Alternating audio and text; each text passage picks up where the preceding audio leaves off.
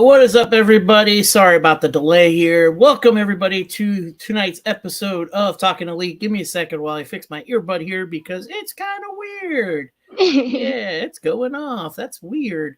Anyways, thank you guys for joining us tonight. It's going to be a fun show.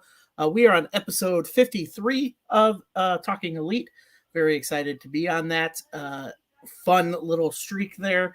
Tonight, we are going to be talking about the best feuds in pro wrestling, all through the history of pro wrestling. We're only going to cover 5 promotions on the show tonight. And as you can see, for right now, there's only 2 of us. I don't know if more people are going to join. But for right now, let me introduce you guys to the panel for tonight. Obviously, to my right, your left, is our very friendly friend from Canada. She is the Twitch queen herself. She is the gaming queen herself. Miss Siren is joining us tonight. Hi, I'm super excited. I'm mostly an AEW fan, but I definitely grew up with wrestling, so I had a couple moments that I could pick up and bring in. So I was pretty excited about it. Yeah, no, it's, you know what, even if it's just us 2, Siren, hey, let's just make the best of it, you know. I believe. If more people join in, then by God, let more people join in. Exactly. And for some reason the stream just went down on me like that. Okay, there we go. Sorry, my computer's being weird. But yeah, no, so we're gonna have fun tonight with it. We are gonna go over feuds in the history of wrestling. Which is great because you usually see feuds mostly between baby faces and heels. You've never really seen too much heel versus heel. You've gotten an occasion babyface versus babyface. Obviously, you've seen matchups at WrestleMania that people most likely won't see. So before we get into that tonight, again, ladies and gentlemen, thank you guys for joining us tonight here on the stream. We're very excited to be here. Siren and I are going to keep you guys entertained until more people show up. If not, it's just Siren and I. So you guys are going to be stuck with us for the whole night. So I apologize for that. No, me. But yes, so tonight we are going to be talking feuds. We are going to start out basically simple here with the first question. It's not much of a feud, but it's moments in a lifetime that you see matches and where you see 2 iconic wrestlers in the business face to face. You know, you think Hogan versus Rock, you think Stone Cold versus Scott Hall, you know, even Ric Flair and Sting. You know, you see all these moments. Siren, can you recall a time that you basically, you know, can remember a feud like that, like a moment like that in wrestling where 2 icons are just face to face in the ring for the first time? For the first time, I'm not sure. But I mean, like, I made the graphics tonight, and this is like one of the only things that I ever remembered from when I was young, and they were icons to me. So does that count? Because I think that the Trish Stratus and Lita feud was and their all of their matches, but like that, like the whole was that was my most iconic moments in wrestling history for me growing up. Lita was my hero. Like, she was who I based my personality off of growing up. So they main evented. What was it again? It was the first female main event. I think you're talking about Raw. It was a Monday Night Raw. I believe. Yeah. It was a Raw. It was first. But yeah, and that is, to me, was super awesome to see. And I was still younger at the time, and this is like probably, I want to say, like 5, 6, 7 years before I got out of wrestling. But like, this was right when I was actually in it for people that I liked. Like, I was getting into the ladies wrestling, because this is where I started to be like 10, 11, 12, right?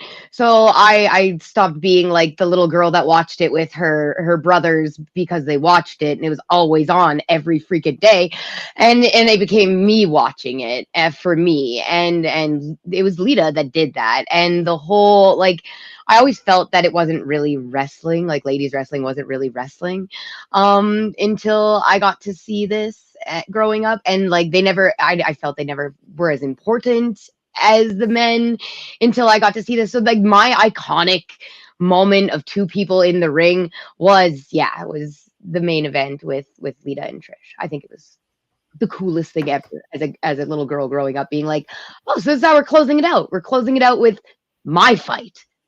Awesome. Like, cool. So that was my moment.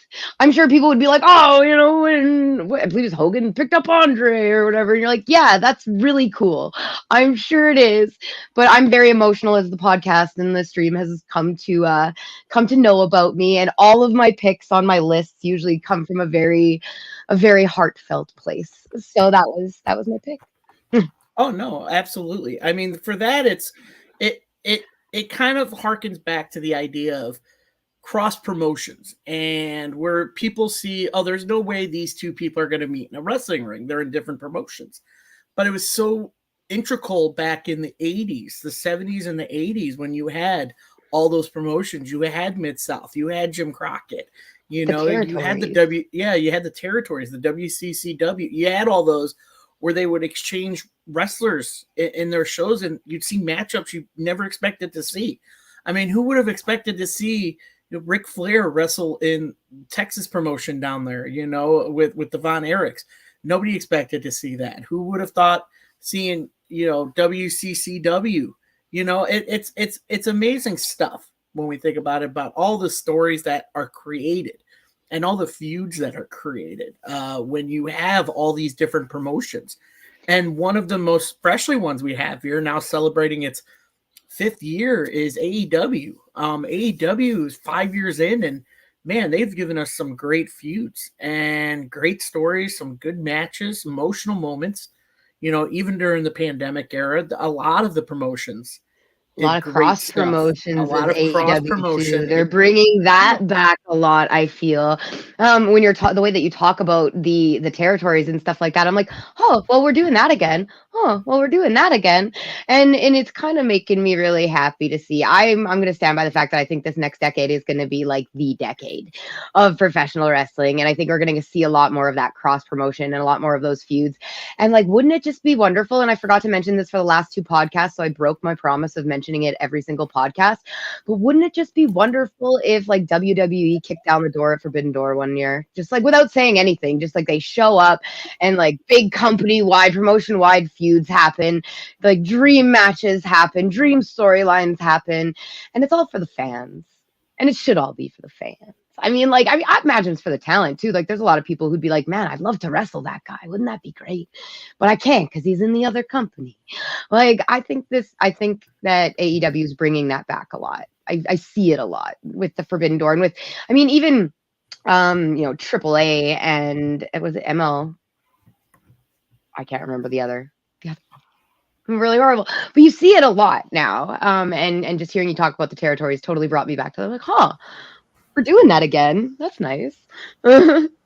Yeah, no, it's an exciting thing, and everything like that. I think bringing the territories back in kind of a sense is really what's good for the industry. I think having those opportunities to have these stories, because we see it all the time. We see it in AEW, all that stuff. But joining us right now again, the favorite lady from the Midwest. Not having cue cards tonight, which is interesting, but she's one of our favorite Midwesterners. Miss Danny is here tonight. Thank you for joining us, Danny. Welcome. So we are just talking about just memories we have about stories that are created in the ring and in the squared circle in pro wrestling, and harkening back to the territories and all that stuff where you saw matchups you never thought you'd see before.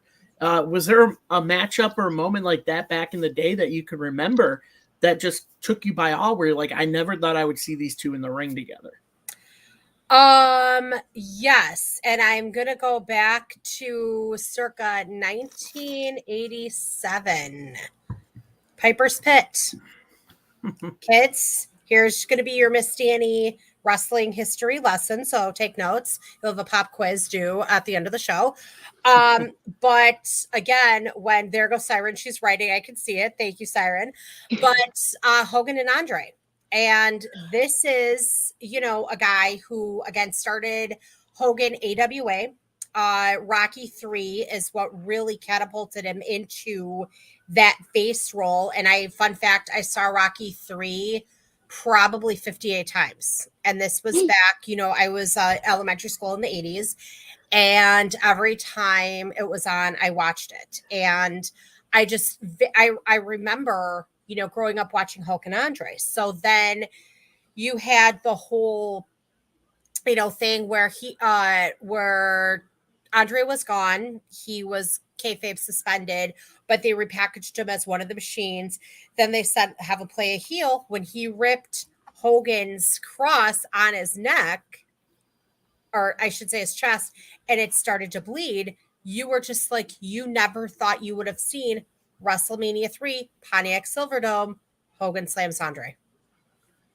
Yeah, no, for that was just an emotional moment for a lot of people. I mean, especially with Andre, like, it wasn't the first time Andre and Hogan have wrestled together at all. I think it was something at Shea Stadium 1980.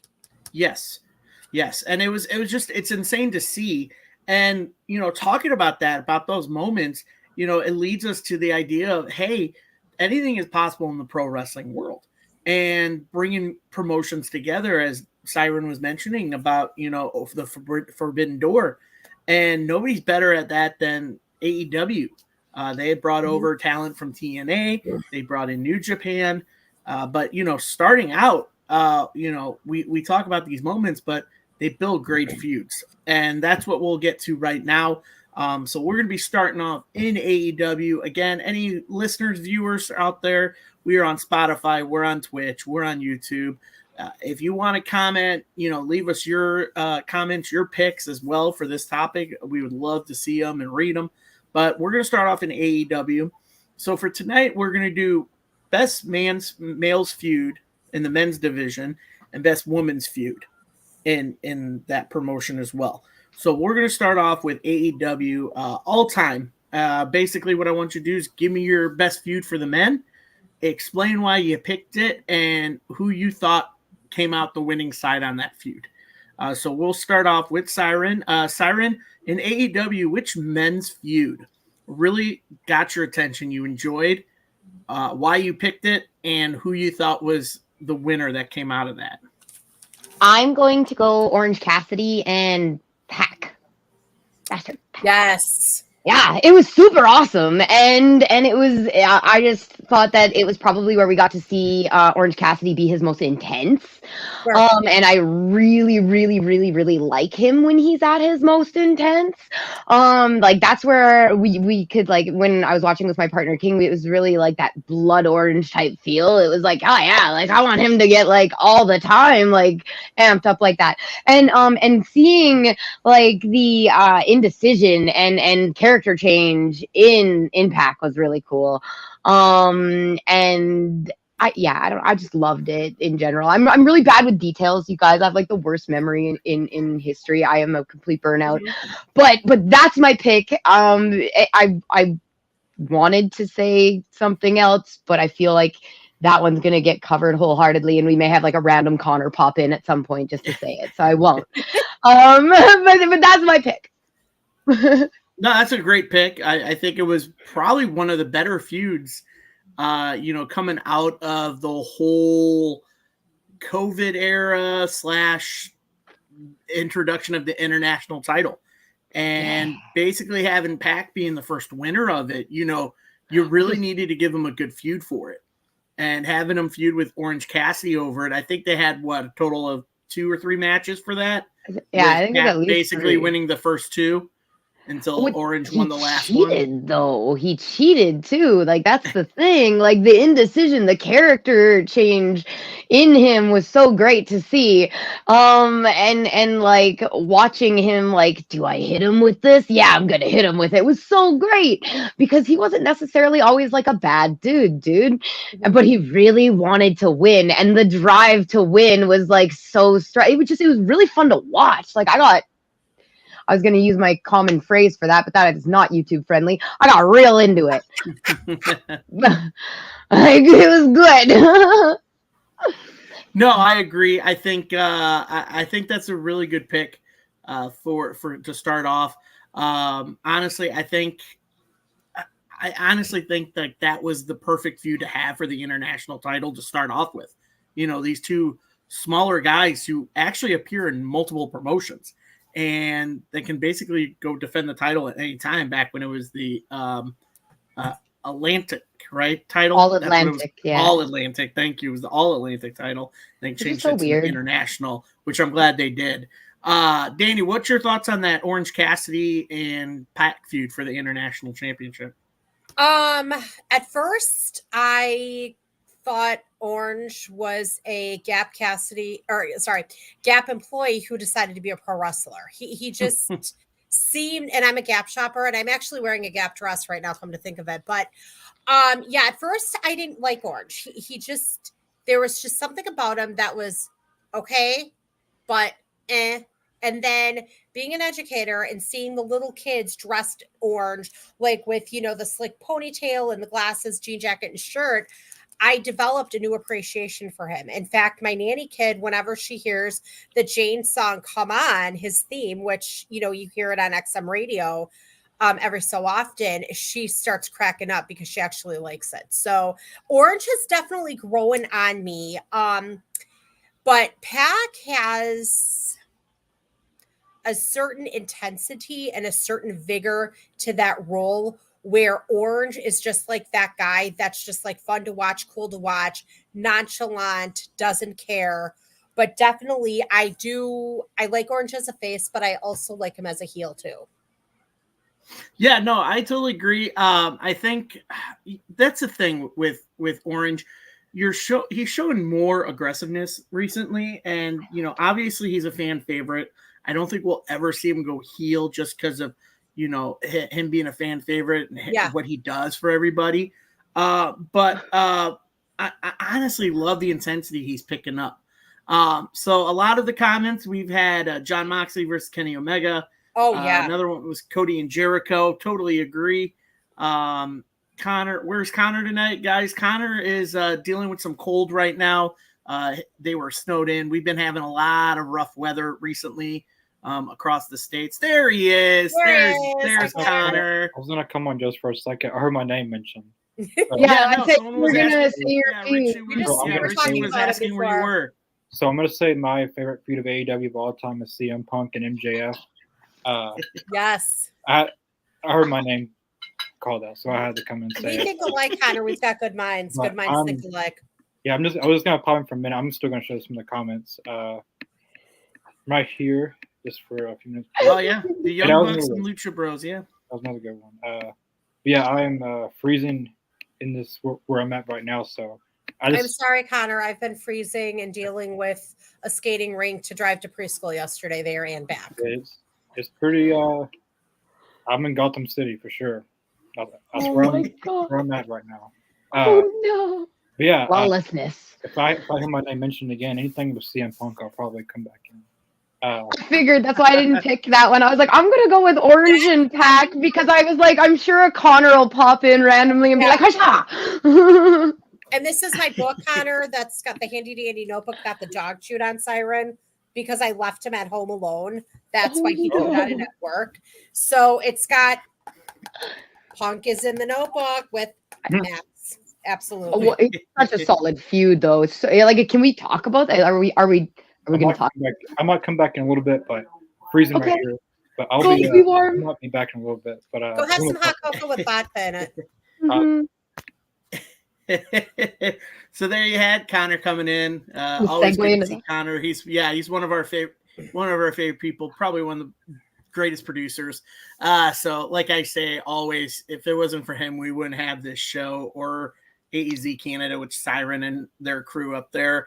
But I totally agree with Connor as well. I mean, that was a great feud. I'm going to go with the beginning. I think the whole Chris Jericho, Kenny Omega feud was one of my favorite feuds in AEW. Early on. I mean, it's the one that kind of became its own main eventing thing. Mm-hmm. It's and then you throw John Moxley into the mix with that, and you're like, oh wow, now you have all three of these big names that are basically the kings of AEW in the early days. These are the names that are drawing the crowds, to AEW. and I thought starting out that feud with, I mean, they even shared that feud overseas, Chris Jericho and Kenny Omega, when they did, New Japan, they had that feud over there because at the time, Kenny, I think, was still finishing up his contract with New Japan when he signed with AEW. He still had some commitment dates to New Japan. And so I totally thought it was great that they carried that story and feud over there as well to let that audience know, hey, this feud's not over. It goes back over here in the States. So if you want to continue seeing the story, come on over. So I think that was such a great feud to start off the company with. I agree. I mean, anything with Kenny Omega is always awesome. The man is talented. Right. Danny, what do you think of the Kenny Omega Chris Jericho feud that basically started like getting eyes on AEW from overseas? For me, again, familiar obviously with Jericho's work, having watched Nitro. In fact, I'm actually in the process of binging Nitro right after the NWO debut before Sting turned into the Crow. So I'm kind of in that right before Fall Brawl, September 96, and a very young Jericho. And I'm just watching it and I go, oh my God, that's Chris Jericho. Whoa. And it's weird to see him in 1996 to see him nearly 30 years later. So that's one thing. The second thing I felt for me, because again, I'm familiar with Jericho's work, it really, for me, cemented Omega as a performer because I'd heard the name before. I'd heard him, of him. I heard of the Bucks. I heard of the Briscoes. And fun fact, God bless Jay's soul, I used to get the Bucks and the Briscoes confused with each other because I couldn't remember who was who. But for me, it just really cemented Omega as a character for me. I do like his in-ring work and he is intriguing. I just don't like him with promos because I feel he can deliver them, but that's not his strong point. No, and I agree. I think working on the promos needs work on them, needed it. But I honestly I just love the tag team stuff, and then you mentioning the Briscoes being mixed up with the Young Bucks, but they had hell of a matches. That's another feud, that can go on to multiple promotions. That just never. It started in Ring of Honor, then it carried kind of over into AEW, and it's just insane how much cross promotion happens within AEW with other promotions to get eyes on not only AEW, but other promotions as well. Because a lot of people over here in North America, that includes, Canada. Most people don't, unless you're diehard with it, a lot of people don't follow the New Japan or the MLW or anything I didn't even know it existed. Yeah. So it's great when you do cross promotion like that, like they used to do back in the territory days, Danny.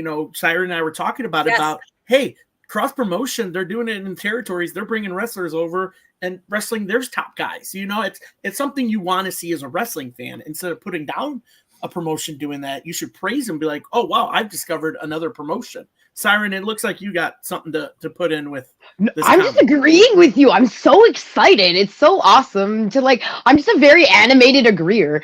I totally think it's absolutely wonderful that we're seeing it all come together like this and people are getting noticed from other promotions.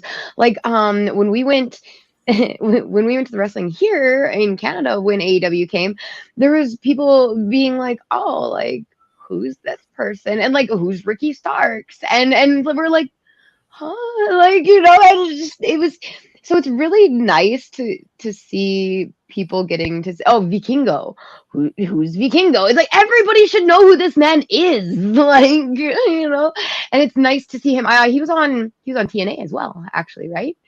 He actually just had that triple threat match for the X Division title. Him and Kushida and Chris Sabin had that amazing 3-way on Saturday. Last Saturday. It was awesome. So good. See, I went and watched that promo because I knew that, and I didn't know that the president was Canadian. That's freaking awesome. I was like, there's a lot of Canadian wrestlers on here. And then Buddy comes out and it's the president dude. And it's he's from Canada. And I'm like, oh, Well, that makes sense as to why there's like schwack of Canadian wrestlers on here.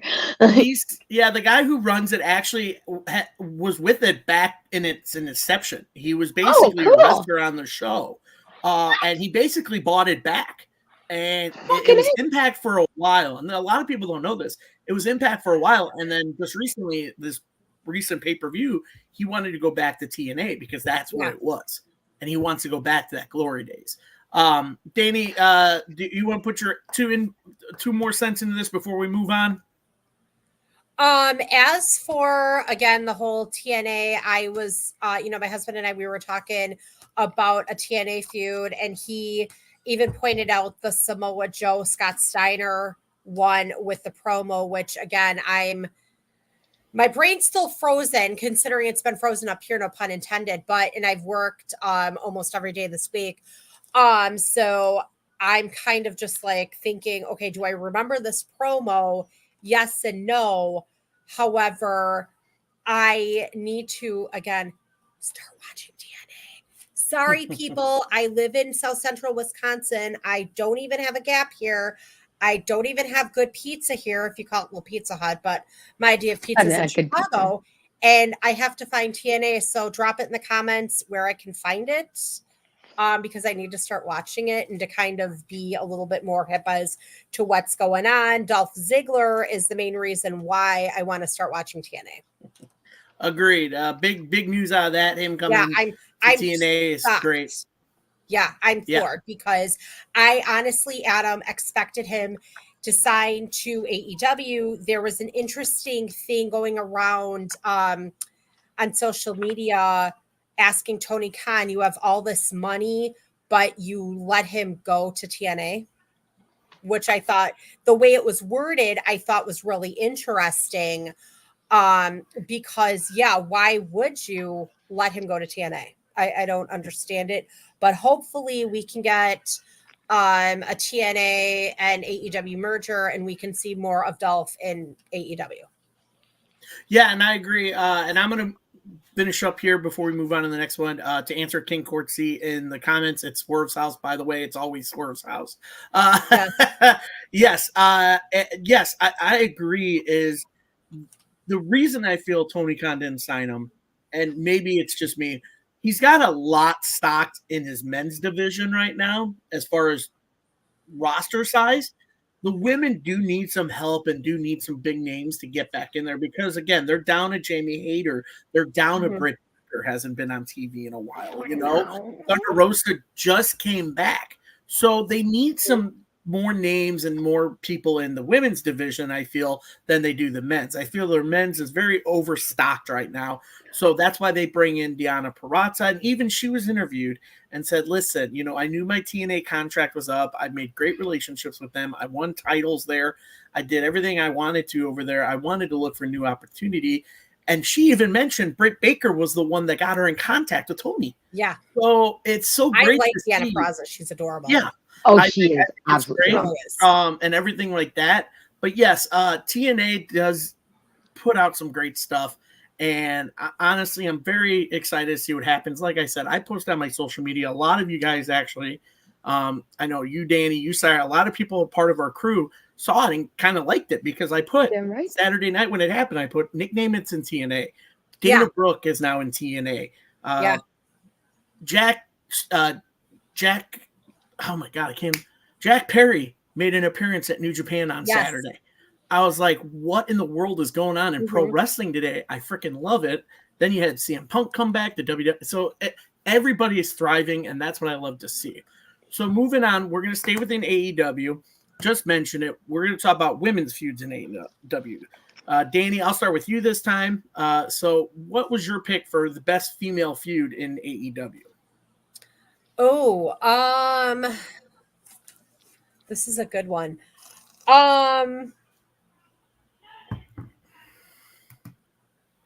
If I had to pick one, I had trouble with this one. I am too, Siren. I really, oh gosh. I feel like, for one, to me, feuds don't last long in AEW. It's like they happen, they're there, and then it's like then they're gone, and then it's And like women's wait, feuds what? are even less significant. Yeah, thank you. What? I did. So like they're like looking like I was trying myself, and I was like, Yeah. it was even hard to think of some. Yeah, Yes, I Al? would I say will. honestly, Hold on, Adam. Britt Yeah, no, Baker. I was gonna. Anybody, Britt Baker as a heel, I mean, this is just amazing. I mean, she's a better heel than she is a face. And again, I mean, she is genuinely, they call her the role model, the DMD, the doctor will see you now. I mean, she's freaking amazing. One, again, and I said this a couple weeks ago, Adam, she's one, a dentist.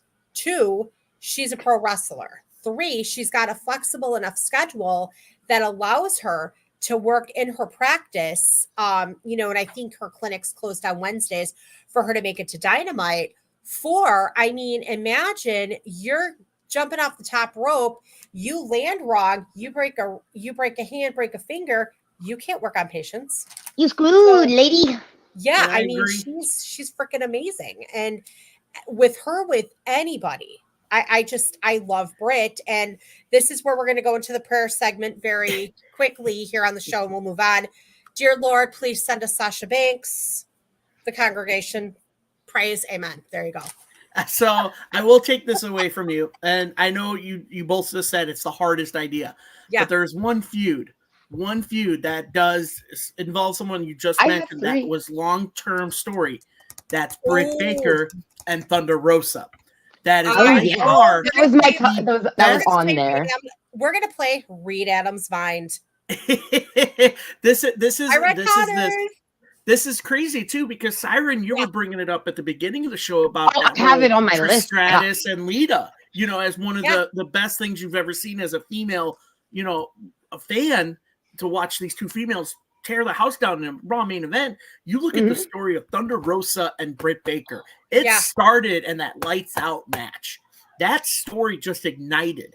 And once Britt won that title, you knew they were going to recycle that story to bring long-term storytelling back to the forefront when they had an audience again. Because when they did that lights out match, there was no crowd. Now you have a crowd. Now you have Britt Baker as your world champion. Who can stand up to her that had great matches with her? Thunder Rosa. Yeah. You know, and they have a banger after banger matches, and it all ends in that steel cage match where Thunder Rosa finally wins the women's title. Everybody was hoping she would too. You know, everybody, you had your Britt fans, you had your Thunder Rosa fans, and it happened in Thunder's home. So that long-term storytelling, just over the years, we saw it in the CM Punk MJF story. It was a year-long story between them. Britt never got finished. Thunder basically were the same thing. It was about a year and a half storytelling right there. That's what I love about it, is because you can go back and tell these stories. You know, another example of that is, and it wasn't my pick for WWF, but it's something that's in the back of my mind that stayed that way because it took that long for that storytelling to keep going, and that is Triple H and Mankind. That story just keeps going. It keeps going and going. That feud, it kept going, and it was great. It was a great feud. You know, it wasn't my pick for the top, obviously, for WWE, WWF, but it was kind of the storyline of Thunder and Britt, where you had some good matches, and you're like, oh, nothing's going to come of this. And then it becomes like a 2 to 3, 4 year storyline. Yeah. And now that Thunder Rosa's back, you think, hey, if Britt comes back, do we recycle that? Siren, what do you got? They wouldn't even have to recycle it because there is a whole bunch of stuff that they've been, you know, in interviews and stuff like not in the ring. And is it real? Is it not? The hatred for them outside of the ring. And so they've still kept that going. It's not like they stopped doing that. So there's still the whole actual, like, do they actually dislike each other? Will we see them butt heads when they're working in the same environment? That's still there. And I like that. I'm a huge fan of that. And you know what? If they really do dislike each other, they seem like professional enough women that they can work together and use that in the ring, and the passion is phenomenal. And there's been tons of feuds out there that have been based on actual real life heat. So like, you know, I mean, like, use it, run with it. I would love to see it when they came back because it would actually give Thunder Rosa a storyline, which she is totally lacking right now. Yeah. So Danny, what's your take on it? I first want to say hi to Jason and in the chat, and then there was another one that Johnny asked me, where is it? No, I have not seen Kenny Omega versus Okada matches, but that is on my handy dandy list to look up. So no, I agree with Siren. There is that, thing where they don't get along. And again, we're women, we're not going to get along with each other. I mean, if you've ever worked with a bunch of women, we're notorious to gossip. We're notorious to be competitive. I feel like more so than women versus men. But I do agree with Siren. I think them, Britt coming back when she does come back, please God, we miss Britt, make it happen. Oh, I miss Britt. That's, Thunder Rosa needs a storyline. Britt, when she does come back, is going to come out to one hell of a welcome. And I'm excited to see these two again for 2024. There's so much that they could do with Britt. Yeah. Yeah, and I agree. And I think the fans are ready to see Britt come back. I mean, you haven't seen anything from Britt since this whole feud with the Outcast. And even now they're focusing on the whole Outcast thing, Yeah. So you really don't see much of Britt. You don't hear anything that if she's injured or her schedule's weird. No. But I feel like she might be taking some time. I think it's just creatively they just don't have anything for her, which is natural in pro wrestling. If they don't have anything for you, they're like, we can't do much for you. We'll still pay. That's when you got to make your own stuff, like Tony Storm. I mean, that's the thing. I mean, Tony Storm came up with this character and just ran with it. But with Britt Baker, you know her as DMD, so but yeah, no, that basically is the sum of the women's division, is that feud, and we're getting newer ones now, which is nice to see newer women feuds. You're now seeing a storyline with Julia Hart recruiting Sky Blue, and and Chris Statlander trying to get recruited by Stokely Hathaway, which I think is hilarious. I love his little hints of like, hey, I want to recruit you. Like, hey, I'm a big fan. Like, I think it's great. He wasn't doing anything for a while and they brought him in. So, but moving on, we're going to move on to now the big guys, what people like to call the top dog in pro wrestling, although we just enjoy everything. We're going to go to WWE, WWF. So Danny, you don't mind if I start with Siren on this one, since I got you started on the females? Okay. Yeah. So we're going to do men's. So Siren, for you, what's your favorite feud of all time, the best feud of all time in WWE, WWF history? Hardys, Dudleys, and Edge and Christian. Okay. Going tag teams. I like it. Yeah. It's just because it wasn't just like, one tag team against another. It involved all three, and it spanned for, again, a very long time. That's some of the first, I believe it was the first tables, ladders, chair match came out of that with the Hardy Boys and Edge and Christian, I think. But yeah, it's like, for me, remember, young and like, obviously my aesthetic has been influenced by people growing up. I wonder who. And so like my heroes, again, Lita, and then and Matt and Jeff, they were absolutely amazing.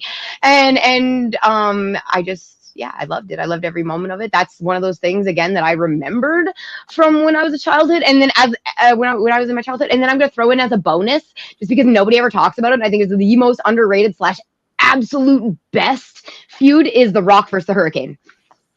Tell me I'm wrong. Tell me I'm telling lies. Oh, the one when he was talking about Cleveland. Yes, I was just watching that clip because there's a speculation of SummerSlam. Somebody had posted today somewhere, did they announce SummerSlam, supposedly Cleveland? If SummerSlam's in Cleveland, I have to make a choice. Do I go to SummerSlam in Cleveland, or do I go to All Out in Chicago?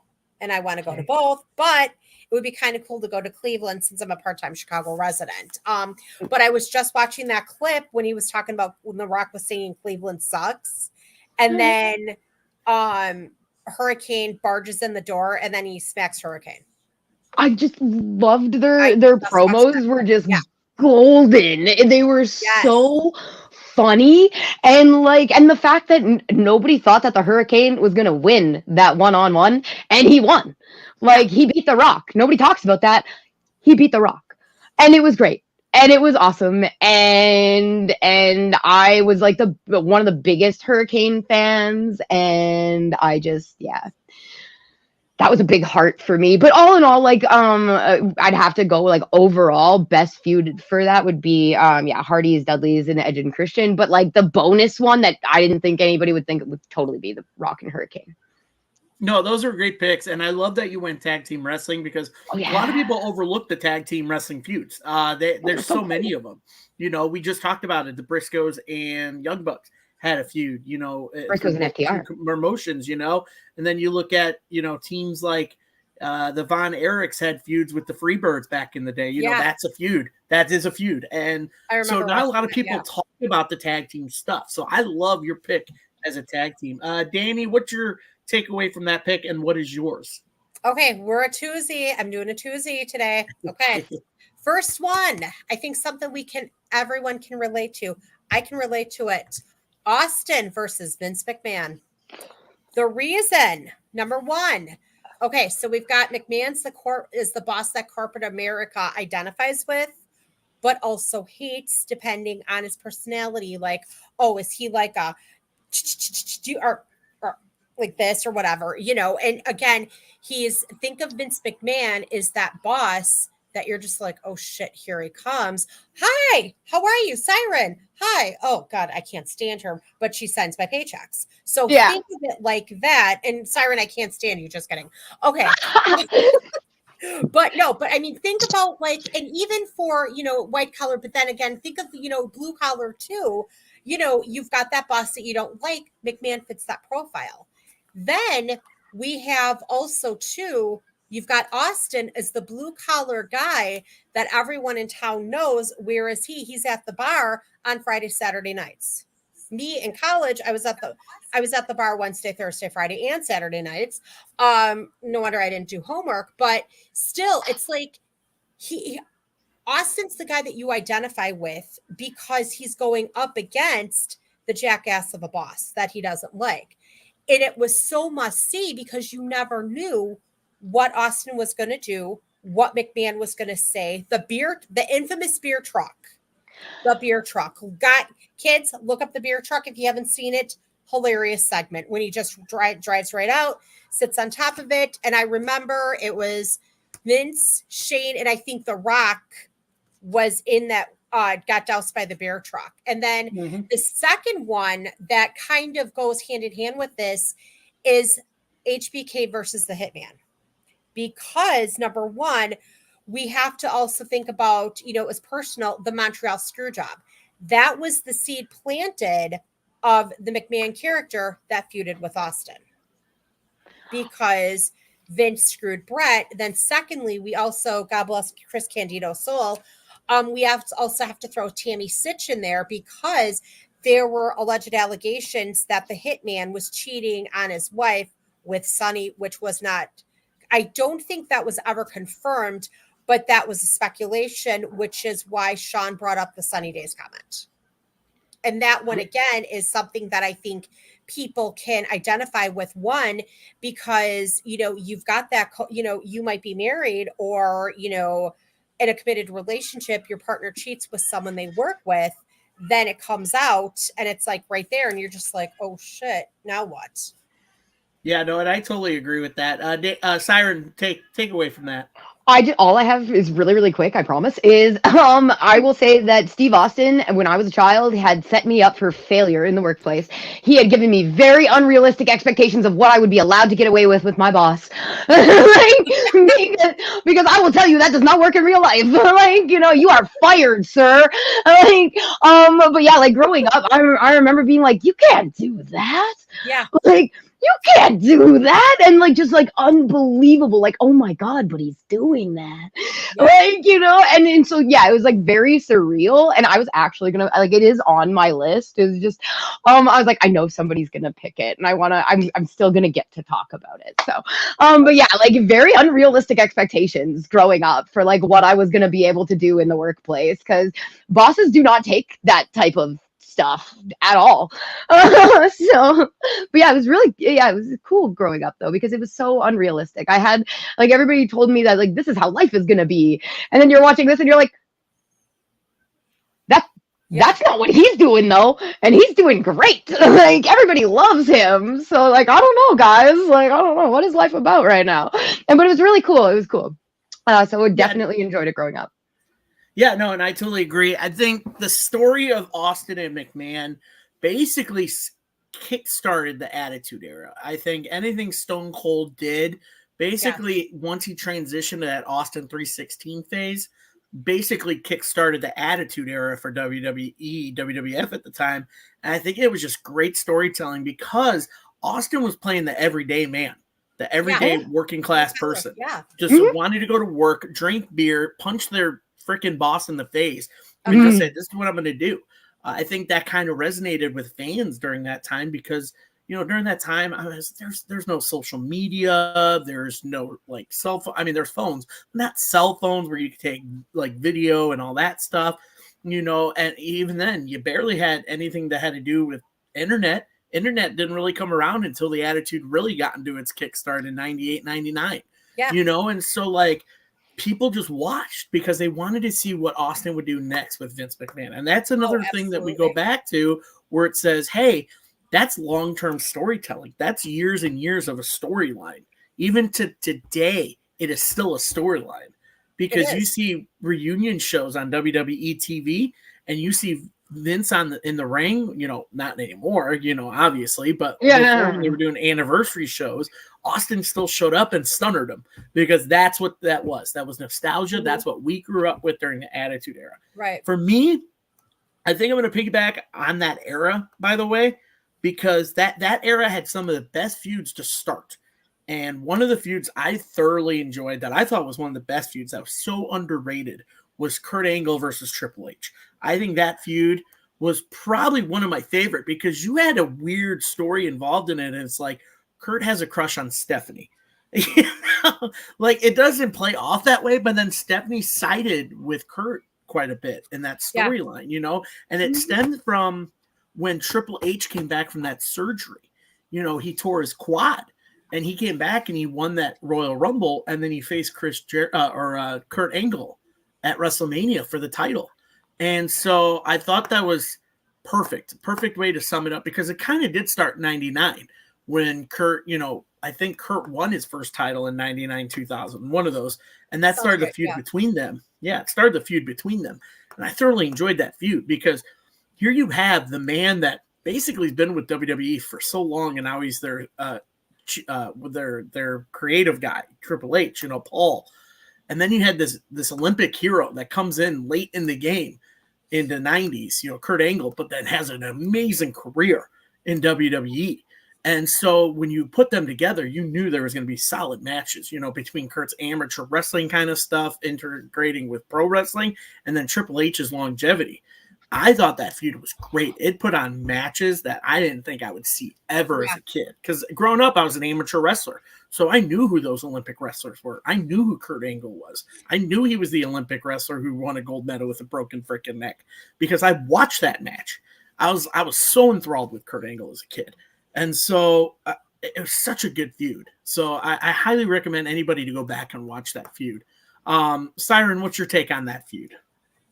I remember the funny bits. Like I remember the whole Kurt Angle kind of like when you were like Kurt Angle kind of had a thing for Stephanie. I was like, I kind of remember that vibe. I do, but I don't remember the actual feud itself. Was that what was Triple H's tagline at that point? Because that will help me remember. That's a good question. Yeah. I know it was 2001, 2002. That was his basically birth. That was birth of like his cerebral or assassin kind of It was like his cerebral assassin stage. Yeah. Okay, yeah. Then I think I might kind of remember. But yeah, I don't have much on that, minus the fact that I've always enjoyed Kurt Angle's work in everything that he does. He's kind of had that cross between silly and serious forever. Yeah. And I'm like, so I mean, all in all, I imagine it was pretty good. I don't remember too much. I apologize. Danny, what about you? Do you remember anything from that feud at all? I do remember that feud, and I agree with Siren. Like, Angle was kind of like the geek that played sports who was trying to be cool, Yeah. but was in reality a geek. So Chad Gable is kind of like this generation's Kurt Angle. That's kind of what I'm seeing. Like Chad Gable, I see a lot of Angle's personality in him. I'm getting the mental visual of the torn quad, and I think it was the left one or the right one, and I'm getting the mental visual of Stephanie helping him to the back with that. And when he came back, you're right, Adam, it was the birth of the cerebral assassin, and it did give us some great matches, because when Trips was able to go in the ring, he was great at what he did. He had some great feuds with The Rock. He had some great ones with Cena. He had some great ones with Angle. But then Angle also, I think, being an Olympic wrestler, he was able to do both. And he understood the art of wrestling. He was nothing short of amazing. And again, broken neck to do it too, as he would say, I broke my freaking neck. I mean, Angle was just hysterical, whether he was a face or whether he was a heel. He was still fun to watch. And now I need to go back and watch that feud. That's also on my list. Yeah, no, it's so amazing because Angle, like you said, transitioning from Olympic wrestler to pro wrestling.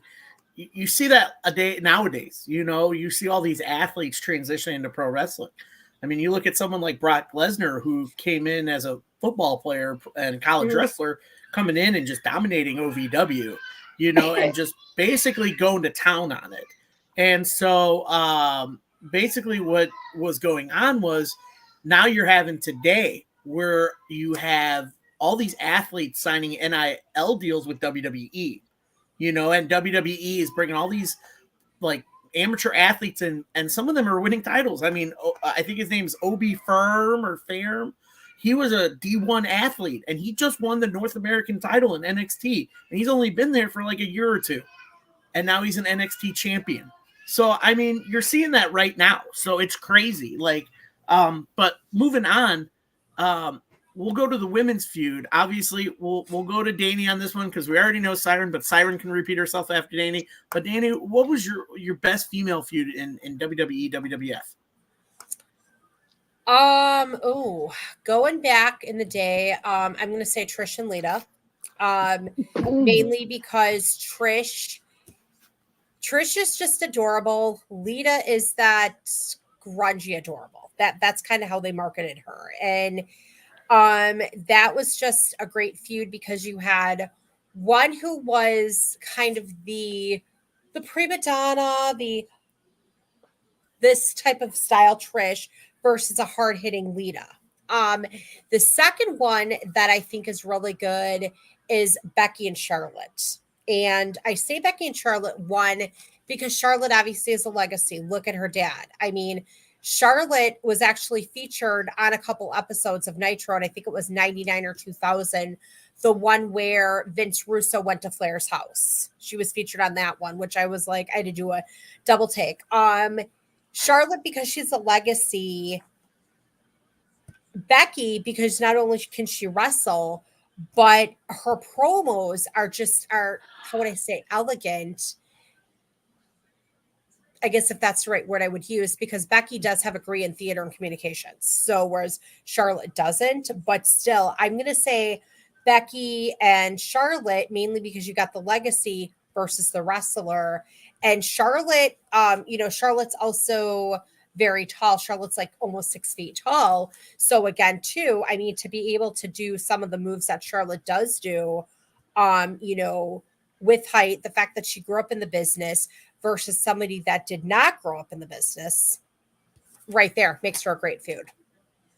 Yeah, Siren, Siren, you're piggyback because obviously we knew yours. So you piggy off what Danny said about the feud you like. As I mentioned earlier, I totally made the graphics for the thumbnail tonight, and I picked this one because I think this is my favorite feud in history. And yeah, growing up as a I was a little bit of a different kid, and Lita was always the coolest. Like, she was just the coolest person ever. And yeah, it was really neat to watch because I actually also really loved Trish. Like, I loved most female wrestlers. Like, that's the thing, because we didn't have that many. Like, like I didn't have that many to watch. And I've always been like, I love face and heel because I can appreciate what both does for a story. Right. And that's even from like little, like, Jafar is really cool because, right. And so it was just, yeah, it was really awesome. And it was cool that it was like the first time that I got to be just as excited about what was going to happen every week as my brothers were. Like, I was always, like, hey, yeah, wrestling, cool, awesome. Like, it's a thing, right? Like, it happens. But like, this is where I'm like, get out of the way. Like, this is my match. Like, you're standing in front of the TV. Shut up, don't talking. She's talking. Like, so yeah, it's great. Moment making for me. Yeah, and I think we could all agree that feud basically defined what women were in pro wrestling. Was that Trish Stratus Lita feud? I mean, it extended years, and we still see it today. When they're back in their Hall of Famers, they were still doing the whole story on WWE TV against that group Damage Control. And you saw them teaming up together. They were a bit of rivals, and then obviously Trish going heel, feuding with Becky Lynch, which I think a lot of people were waiting for. But that story, just the main event of them headlining Raw as two women, I think that redefined, and they really did a great job in that match. I thoroughly enjoyed it. Thought they really tore the house down. I mean, with the short amount of time they had in that match, because I think they were only given 10 or 15 minutes. Yeah, and they took every minute. They took every chance with it to that match. They went 15 minutes, I think. And so, but Siren, if you want to correct me, because I know you're doing your research, but yeah, no, they took whatever time they were given and they ran with it. And I think that was kind of the birth of what pro wrestling for women should be. And we go back to all the older storylines that we had with women wrestlers. I mean, obviously the infamous Wendy Richter and Fabulous Moolah, story, and you even go through like the Divas Age.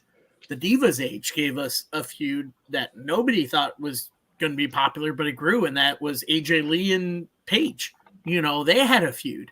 And so I think it's great how far women's wrestling has come, especially after seeing what they're doing in other promotions.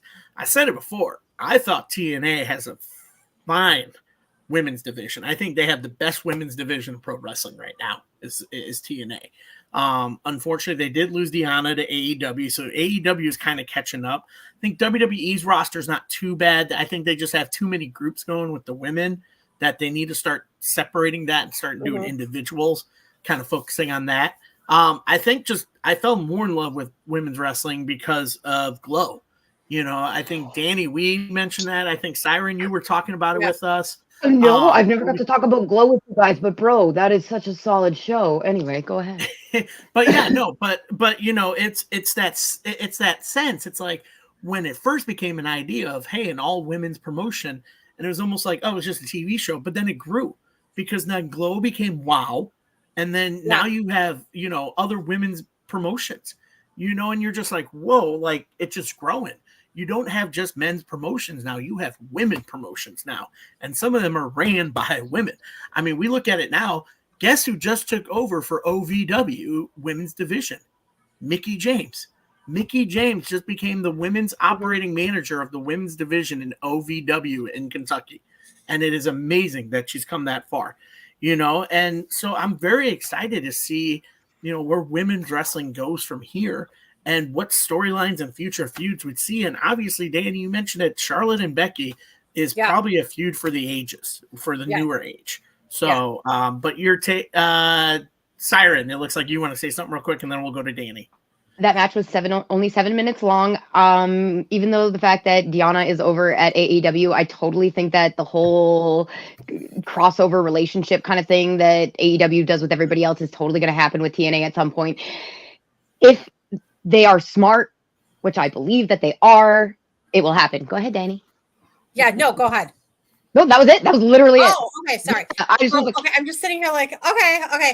No, so, and I agree, Adam, too. And just when you go back to, again, early WWF, like, you're talking 80s, how often did you see a women's match? Rarely. Maybe once every so often. AWA, how often did you see a women's match? Every so often. And the fun fact, you had people, the women's wrestlers that were in AWA, they kind of bounced around to all the territories, or as you would say, the British say territories. But yeah, again, so, and where women's wrestling started 30 years ago to now is just amazing, because again, where were we, women in the 50s? We were home. We were home. We were, taking care of the home while the husband was working. And it was in the late 60s that you had the women's suffrage movement. In fact, it was somewhere between 1969 and 1973 or 74, which would have been 5 years span, that women were denied lines of credit. Why? And mortgages. Why?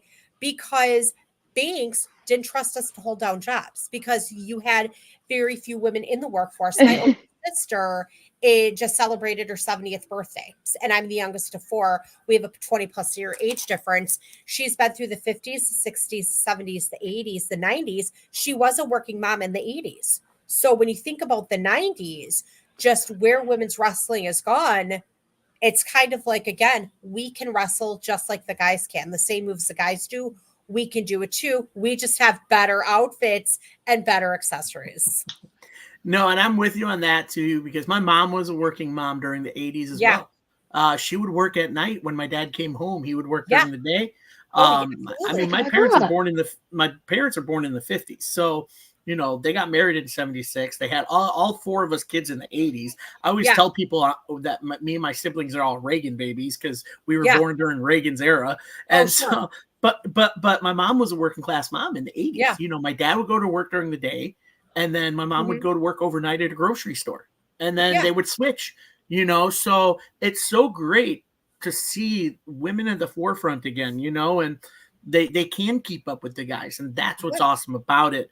And so we're going to move on a little bit here, but we're going to move to another promotion here. Actually, Jesse had brought it up in the comments, TNA. We're going to move to TNA wrestling. And if you guys don't mind, I like to start off with my favorite feud from TNA, because it's tag team. You guys know I love my tag teams. So it's very rare that I pick a feud as a tag team, but it's Beer Money versus Motor Machine Guns. That feud in TNA by far is one of my favorite tag team feuds, outside of the three teams that Siren had mentioned in WWE. But in this promotion, oh my God, Beer Money and Motor Machine Guns had so many great runs at each other. I mean, obviously, Beer Money, you had Bobby Roode and James Storm, and obviously Chris Sabin and Alex Shelley. And just these four guys in the ring, they were so fun to watch together in tag team matches. And I think they actually went back and forth winning the tag titles from each other for a while. Yeah. They kind of almost had a Briscoe Young Bucks kind of feud going on in TNA, but man, they put on some stuff, because, obviously the Motor Machine Guns were very high flyers, but then the Beer Money was very brawling type. They didn't do any high flying moves, but they were brawlers. So when you match those two styles up, you got a great tag team bout. Siren, what's your take on that? I was actually going to say that as I was doing research on this, because I remember very little. And do you guys know what my problem is? When I was younger, because you guys confuse me all the time when you're talking about different promotions and stuff from back then, and I get really confused, because when I was a kid, it was just all the wrestling was on TV all the time, so I don't have differentiation between who was on what promotion. And that is why I have problems sometimes. Okay, it was just all wrestling when I was younger, and I realized that because with TNA, when I was looking it up, I'm like, oh, I didn't know that this was in TNA. But doing my research, I didn't know about this feud, but I knew about Alex Shelley and Chris Sabin. Thank you. And so as I was doing my research, I was like, I really hope somebody brings this up, because how do I find, does anybody know how I find places to watch this kind of stuff, so I don't have to go through the whole thing, or should I just sit and watch the whole thing? And if I do that, where is an archive? Because YouTube. I guess I'll probably just have to fidget through YouTube. Because as I was doing research, I was like, this looks awesome. And so yeah, so I was hoping you'd bring it up, and I'm really happy that you did. Yeah, but at the end of the night here, Siren, I'll send you some links to some matches. Thank you. YouTube has tons of old school matches like available. That's how when we were doing watch alongs, like on Mondays, we would do like YouTube watch along like playlists of old matches. You know, this is how we found them. We found them on YouTube. What matches YouTube would allow them to show. You find them there, and you kind of put them on a playlist, and you just go through them. You know, that's how we did our reaction, you know, where our live watch with the audience was. So YouTube is a very good place to find those TNA matches. I just get super overwhelmed when there's like a lot of stuff coming at me. So like when there's like a lot of information. So like I like it would be so much easier if there was like an archive or a list. Like, here, watch this. And I could be like, oh, cool. So I don't have to be like, what am I looking for? Oh, when is this one?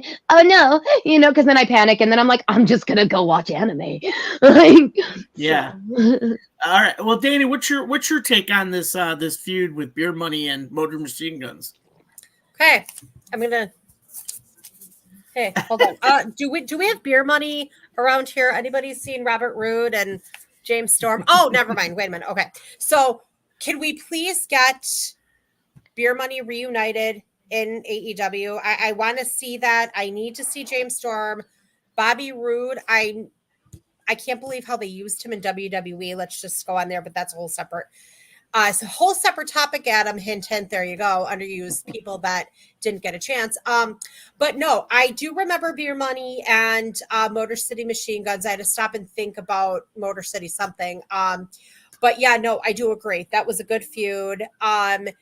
Motor City Machine Guns were the high flyers. They're kind of like that, the almost style of the Bucks, the Hardys, whereas Edge and Christian, whereas Beer Money was more of that brawling type and kind of like that FTR, but they would have been like a brawling type on steroids, whereas FTR are brawlers on tranquilizers. So true.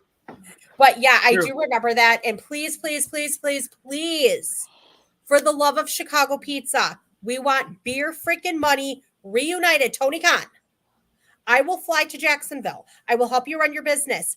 Get Beer Money in TNA. For the love of God. And that's the thing is because I love Bobby Roode. Even when he went solo, obviously you see King Courtsy in the comments, glorious. Yes, probably one of the best entrances and that's another topic we'll talk about is best entrances in pro wrestling. Future show. But I think Beer Money had the most interesting look. You know, the most interesting people are like, oh, they're just ripoffs of APA. No, they're not. No. APA came out with authority and they weren't drinking beer on their way to the ring. Beer Money was. Beer Money was drinking beer bottles. They were using them in matches. Like they were great. The one thing that's gonna take a while for reunion is James Storm is getting up there with age and his injuries. I mean, he just had a run with OVW for a little bit and then he kind of done his own other thing.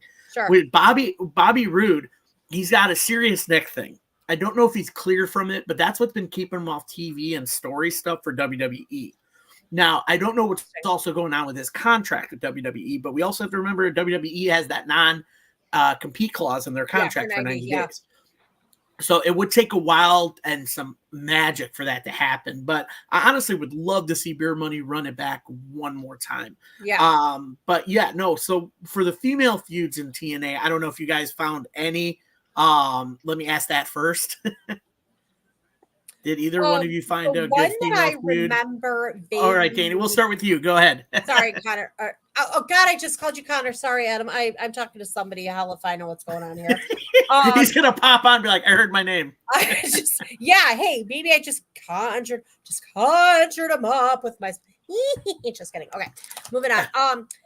I'm thinking Angelina Love, Beautiful People versus somebody, but I don't remember who. But I do remember Lacey Von Erich in TNA's. I'm doing a lot of pointing today. That's I do that too. Pointing. I'm an end talker. Okay. Like this. Woo. Okay. Yep. Yeah, I do remember vaguely Angelina Love, Velvet Sky, SoCal Val. They were together, I think, in something. And Lacey Von Erich was an opponent. I don't remember. I see when I watch shows, I multitask while I'm either sending an email to a client family, or I'm looking something up, or I'm doing something. So again, as a teacher, I'm used to multitasking. So just kind of help me out here, guys, if that was right. But yeah, beautiful people against somebody. Yeah, I think I only remember. had a I think it was men's like one for TNA. Yeah, so for the it's okay if you don't have the Yeah. women's siren, it's fine. Because we're about to hit you with some knowledge here, Siren. So Thank you. but no, Woo! I We're in think with beautiful we're in people Professor Adams' class. Yay! Okay, but for pay beautiful attention. people feuded with a lot of people Yeah. in TNA. They kind of grew and they kind of feuded with the whole women's division. So there Yeah. wasn't just Gail Kim and like Lacey Von Erich and Maria and all these people. They feuded with everybody. ODB, they feuded with ODB. ODB was a big female, popular female wrestler in TNA, and so beautiful people just feuded with everybody. So Siren looks shocked because she knows that name ODB. Oh, and I forgot about Allie. And Allie was in there as well. Allie, I don't remember Allie. So, but the beautiful Allie. people did. Hey. Yeah, the bunny. So here's another for you, Danny. Allie was the bunny before the bunny. So it was her. It was her character in TNA as Allie. Then and she did stuff with Maria Kanellis. Yeah. Okay. Yeah, she became the bunny. But for me, I think hands down the only thing that changed the women's division TNA was Gail Kim and Awesome Kong. That women's feud. I remember Gail Kim. Oh yeah. Awesome Kong and Gail Kim, because you got to remember Gail Kim had just become the first ever Knockouts champion. They needed a feud, so they feuded her with Awesome Kong, and Awesome Kong was just a whole nother world of a. Let me tell you, Kong. Yes. Kong reminds me, and I was just watching this at my sister's Rock and Roll High School. Principal Togar in Rock and Roll High School. If you remember that movie with the Ramones, cute little film, Siren, from the late 70s. You'll like it. Ramones are in it. And I just remember Miss Togar. This is Kong like this. And you're just like, oh shit. Oh, okay. Kong scared the crap out of me. I would not want to have Kong as a supervisor at a job. I would want to have Kong as a server at a restaurant. I would be like, hi, I'm here. Where do I go? Kong scared the shit out of me. It's such a shame that she came to WWE that left, but I don't remember why she left. Such a shame that she never, went anywhere else versus TNA. I think it was a lot of injuries to her. Yeah. And it's not to put her down, but because she was a bigger woman, and doing the moves she was doing in the ring kind of put wear and tear on her knees. I don't think she could do that. So Siren, I don't know if you're familiar with Awesome Kong, but you did mention a show that you liked earlier, which was Glow. Yeah. So the show Glow on Netflix. Yeah. Awesome Kong actually plays one of the women wrestler on that show. She plays the welfare queen. Yeah. I know. Yeah, I know. Yeah. So I didn't know that. Yeah, that's why. Yeah. So, but with that basically that feud with Gail Kim with Awesome Kong basically redefined women's wrestling in TNA. That's basically where we got the knockouts and where they are today. Because that match is kind of comparable to what Lita and Trish did in WWF. Mm-hmm. They kind of redefined women's wrestling in that promotion. And they had some back and forth great promos. They had great back and forth matches. They're both now in the TNA Hall of Fame for their respective careers in TNA. And honestly, I couldn't have thought of a better feud than that, because that basically redefined the women's division in TNA. So I know I'm kind of going through these fast, but we got two promotions to cover before we get out of here. The next one we're going to move to, we're going old school here. We're going to go to WCW. WCW obviously going on between, the 90s to 2001 when it shut its doors. It was the prime rivalry of the WWF back in the day. So for you, Danny, what was your favorite men's feud in WCW? Oh, the only thing about Danny and her cue cards is nothing's for sure. Sting, NWO, done. And the reason why is one, Sting was the ow. Ooh, that was pretty good. Sorry, Sting impression as best I could do it. And watch me be able to do it not on camera. But Sting was just that burst of energy in WCW. You know, WCW going into, or actually even NWA transitioning into WCW when the Crockett family sold it to Ted Turner. And Sting was just that enthusiasm that you wanted to see. Sting and Luger. I'm again, you know, right after Hog Wild and Sturgis, I'm now in the part before Fall Brawl, 96. And you know, when you saw Sting's hair grow out from the blonde buzz cut and then the face paint change, whatever, and then you've got Hall and Nash, who just like popped up out of nowhere. Scott Hall, God bless the man's soul. You know who I am. You don't know why I'm here. Then Nash comes out. Then you've got, you know, Bischoff, who we didn't know, you know, obviously was the leader of the NWO. Then you've got Hogan, and just the whole thing, because when Sting said the only thing about Sting is that nothing's for sure, he turns his back. The next couple weeks, you don't see Sting. He is in the stands dressed in black, like the Crow gimmick. You didn't know when he was going to pop out of the rafters. You didn't know where he was going to be. The one that kills me is when they had Jeff Farmer as the imposter Sting. That was that imposter Sting. And if you look closely, you can definitely tell the face. Kids, it's again, kids, welcome again. Danny's second WCW class. It's on Peacock. Go under WWE. You'll find like old school on there, just so you can watch it. And when Sting came out from the bottom of the ring with the bat and just pointed it at Hogan, like, I'm here, I'm going to take you out. You didn't know, was Sting going to take anyone out? Was Sting going to let them go? You didn't know. What was great about it was mysterious because it made you want to watch. Whereas again, Raw was live every other week and taped on the off weeks. Nitro was live every week. It was a creepy gimmick because here's a guy just sitting on top of the rafters, and he's sitting there like a bird on a perch, just watching you like this. And to me, birds are creepy AF. And it was intriguing. You didn't know what he was going to do. The only thing about that storyline that I didn't like is Bischoff being part of the NWO. Was he actually needed? He was much better as a commentator and a face commentator than he was as a heel, you know, manager. No, and I totally agree with you. I think that storyline pretty much like extended to the state of WCW at the time, because obviously NWO had so many members and they were taking over WCW, and they're like, nobody's left in WCW that can kind of take care of this crew that's basically overtaken our promotion. And so the only face they could think of was Sting.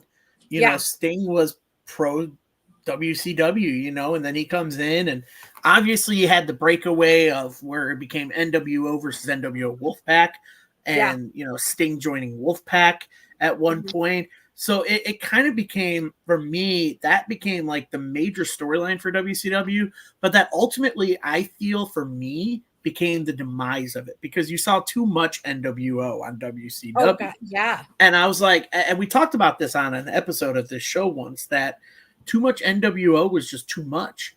You know, it's almost like, you know, we get it. There's two factions. You could have had one faction and turmoil within that faction, which they basically did, but they extended it to the whole locker room. And I'm like, I don't get it. That's where I felt like WCW started to falter, and where WWF kind of came in and took over with their stories and their matches. But I did enjoy that storyline when Sting came in, because he was the savior of WCW. And we look at him now and the longevity of his career and where he's at now, you know, finishing up with AEW this year at Revolution, which, you know, is going to leave a lot of people sad, you know, but we're going to be happy for him because, hey, he's had this longevity for so long, you know. So I'm actually glad that the one feud you had in WCW involved him. Siren, what's your takeaway from that? And did you have a pick for best men's feud in WCW? So I'm gonna kind of go off what you said with Sting. I hope that even after he retires, after his amazing career, that he sticks around in some sort of capacity, whether it be like in the back with, story or helping develop young talent. The man has a great mind for wrestling, and He he's really very does. passionate about it, clearly still. So I think that we'll still maybe not see him around, but I do feel like he'll have his hands in some things still, and I hope that is the case. I don't have much to say about Danny's feud, but I do have a feud of my own. I the only one that I remember, which was DDP and Goldberg. Okay. And actually, that was my pick too. But go ahead, yeah. Oh, I'm so sorry. No, it's okay. It was like, yeah, but it was like literally the only one that I remember. Like I'm going through and I was doing and I'm like, I don't know. But I remember this. But I was always a big DDP fan, and no matter what he was doing, I loved him, and I believe he was he not the one, like I know he beat Goldberg. I just don't remember if he was the one that ended the streak. And but it was awesome. Yeah, no, but it was awesome. You're right. He Good did. question. I don't remember. Okay. Who was it, Adam? It was Kevin Nash. Yes. It's the story of where Kevin Nash and Scott Hall and Hulk Hogan basically took over creative in WCW, mostly Hulk Hogan. Thank you. And came up with the idea of Kevin Nash ending the streak against Goldberg and taking the title. So that's pretty much it. But continue. But I do remember DDP beating Goldberg and it being one of like the coolest things that I had ever seen. So yeah, that was mine because it was pretty much the only one that I remember. Yeah, no, that actually was my pick, and to piggyback off that, when they first wrestled each other, they were face versus face. When they first wrestled each other at I think it was I can't remember what pay-per-view, but I know the second one was at Halloween Havoc in '98 is when DDP became a heel. But the first time they wrestled, Goldberg won, and it was still a great match. But when they met at Halloween Havoc '98, DDP was a heel and beat Goldberg. I don't know if it was for the title, but I think they faced each other and he beat him in some like cheating way, obviously as a heel. But seeing like where both of their careers like went from that feud, like even after WCW closed their doors, you notice Goldberg was barely around in WWF for like a year. Yeah. It wasn't until they're like, hey, you're going to face The Rock. And that's how we're going to get you introduced in WWE. And then Diamond Dallas Page obviously comes around. He's introduced as the stalker character of Undertaker. I'm like, dude, what? That's DDP. You don't put him down as a stalker. That's just weird. Yeah. Like, you just let him go in the ring and you let him wrestle. The man's talented. And it's great. It's great because DDP has come so far from injuries, from addiction, to see him doing the DDP yoga. That basically not only saved his life, but saves the lives of other wrestlers. Scott Hall. I think he got who else? Kevin Nash in there. But he's getting, he's getting all these guys in there to kind of shake the snake. Yeah, like you said, he's getting all these guys that had battled addictions and injuries that are just in the dark place. Like, dude, trust me, yoga helps, and it does because I'm starting to do yoga myself, and I love it. It's so relaxing, very good for the soul, very good for the mind. That kind of clears everything up. And then you look at Goldberg, kind of, going to WWF, leaving. Then coming back, you just don't. It's weird because that kind of is what just CM Punk just did, where he left but then came back. But Goldberg left on his own terms, and a lot of people weren't happy about it. Obviously, we remember the debacle of a match between him and Brock with Stone Cold as guest referee at WrestleMania 20. But seeing him come back and actually, maybe have a couple of decent stuff going, but then at the same time, botching a lot of stuff kind of shows that age has caught up to him. But I mean, by the way, if you haven't seen his kid yet, Goldberg's kid is freaking jacked and he plays football. Oh, of course he does. He's actually just committed to Colorado. So he actually just committed to play football. Interesting. Okay. At Colorado, play for Deion Sanders because he's the coach over there. But yeah, just to see those projections of where those two careers went, I think that feud in WCW was awesome. Again, outside of the Sting and NWO stuff. Danny, what's your takeaway on the Goldberg DDP feud? Yeah, no, I do. I vaguely remember that feud. And DDP again is just everything that he's done. He's again battled his own addictions. I I read somewhere Scott Hulk said something about DDP saved his life, so or something like that. But yeah, I vaguely remember that feud with that one. But then another one that I wanted to bring up, and I just actually watched this episode of Dark Side of the Ring, is Vince Russo Bischoff battling over creative and Bash at the Beach 2000. That one was another one just for the simple fact of the promo that, well, the match for starters that Jeff Jarrett just laid down for Hogan. Then Hogan basically in character cut the promo on Russo. Russo came out and cut a scathing promo on Hogan. So that was another one because again, Bash at the Beach 2000, again, we're kind of on the decline of WCW, but then they also had that other one. It was the Millionaire Boys Club versus the New Blood, which that kind of fizzled out quickly because here's a bunch of guys, you know, the younger guys like Billy Kidman was in there. I don't remember who else was in that group. I know Kidman, I believe, was one of them, but then you had all the guys, the older guys with money going after the new guys. Well, it was like we got bored of it because we're just going to watch these guys that we grew up with that are established go after these nobodies. Where's the feud in that? But it would have been interesting if they would have done more with it. But then again, Russo wanting control of everything and Bischoff wanting it his way, that also made for an interesting little feud. Yeah, no, and I agree with that. And real quick, because again, we got one more promotion to cover. For the women's division in WCW, there really wasn't much of a forefront of it. There's only a couple of names I remember that were in the division that were fun to watch, even though they had short matches. And I guess I'll start off because a lot of, it's very hard to find them. But I guess we'll start off with two women that actually started off in WWF and came over to WCW, and that's Medusa, a.k.a. Alundra Blaze, versus Bull Nakano. Yeah. They had a good feud in WCW, even though their matches were short. The technicality of their matches were really, really good because Alundra Blaze had some really good matches in WWF, but when she came over and became Medusa in WCW, she also put on some good matches, and one of them was against Bull Nakano, which I hope I'm saying her name right. I want to say it's Nakano. I don't know if I'm saying it right. Or Nakano.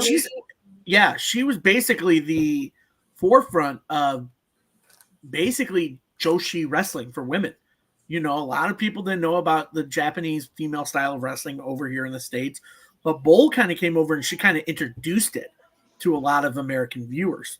And WCW actually put that in the forefront. So you could say what you want about Eric Bischoff during the early days of WCW. And actually, I think that was more so Bill Watts. I think Bill Watts has a little more of the input on that during the early days before Bischoff took over.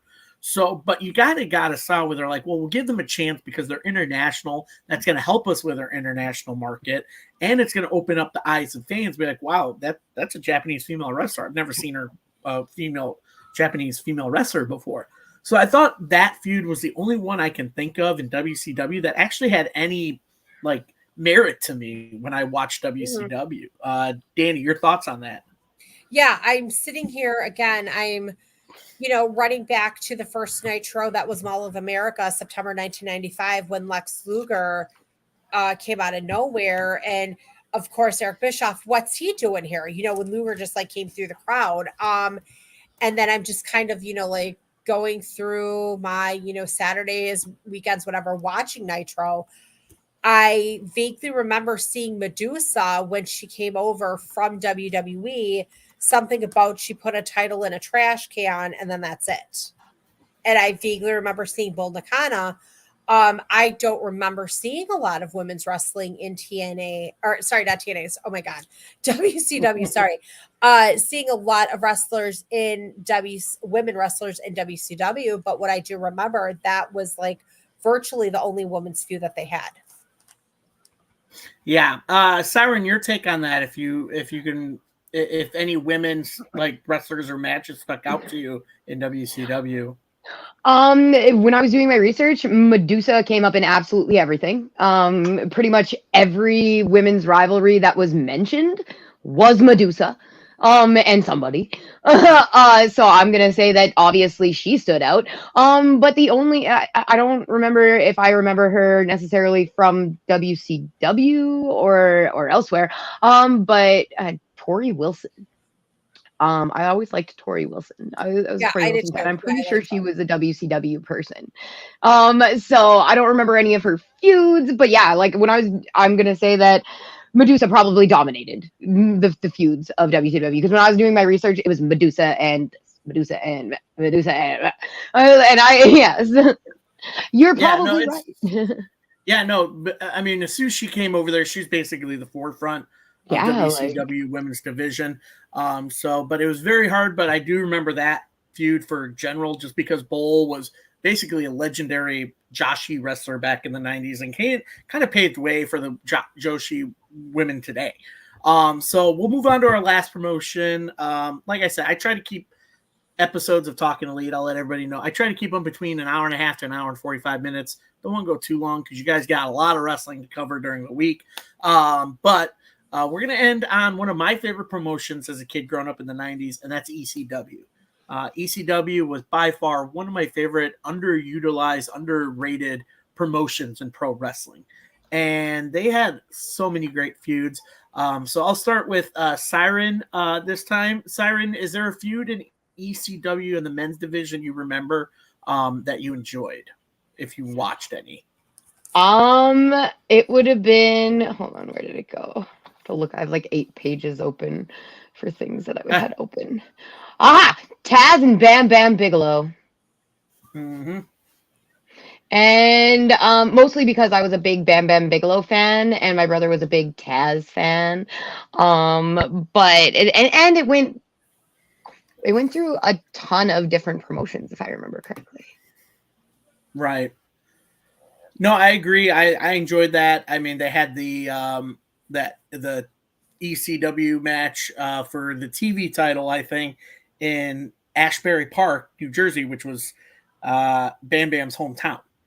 And so when he won it, that was the moment where Bam Bam kind of had Taz on his back and they went through the ring as they fell backwards. Yeah. That moment lives on in infamy in ECW.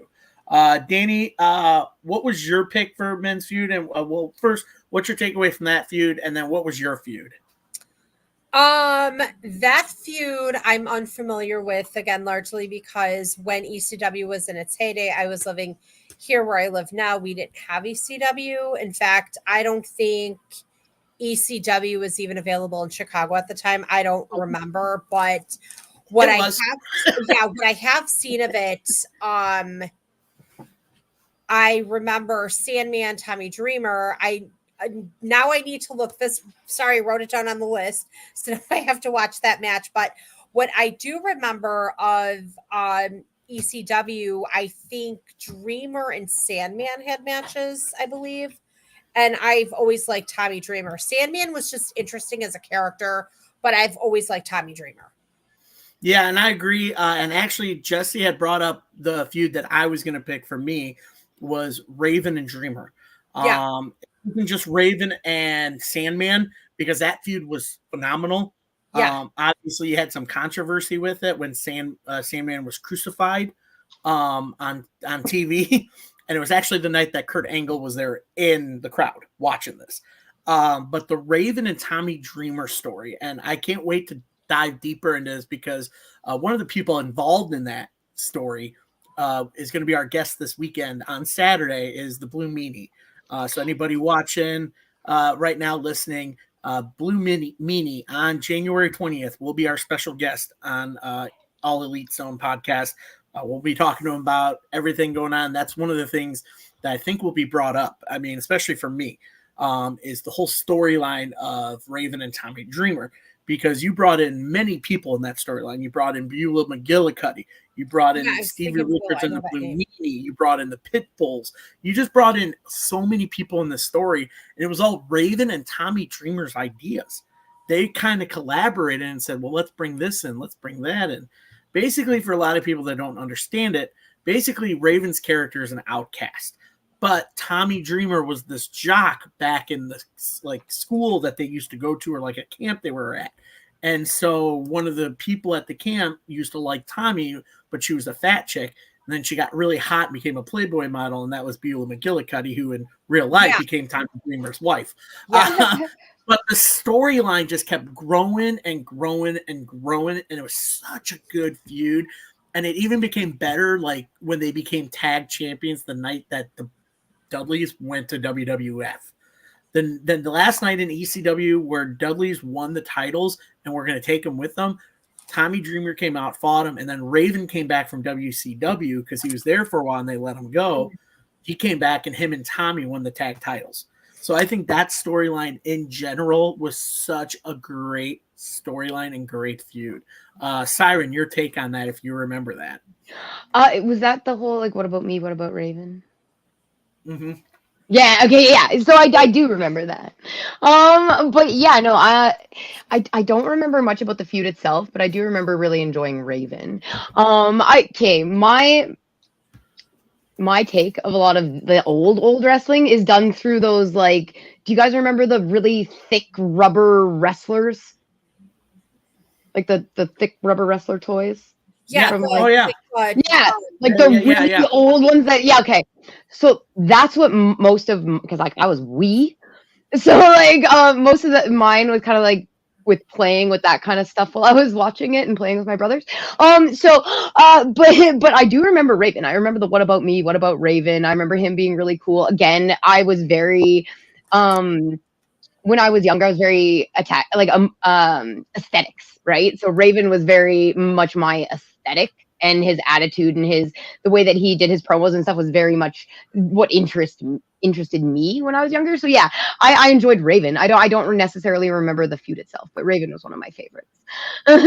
Yeah, Danny, I know you said you have to go back and watch some of it, but I do remember that I was able to watch a lot of it on TV back in like the late 90s, early 2000s, like when it was starting to hit its peak, but then completely be like closed off. Yeah. They showed it on, I want to say like UPN or something like that, one of those channels in Chicago. Okay, sure. The same channels that would show like Stanguli in the morning sometimes on Saturdays. Okay.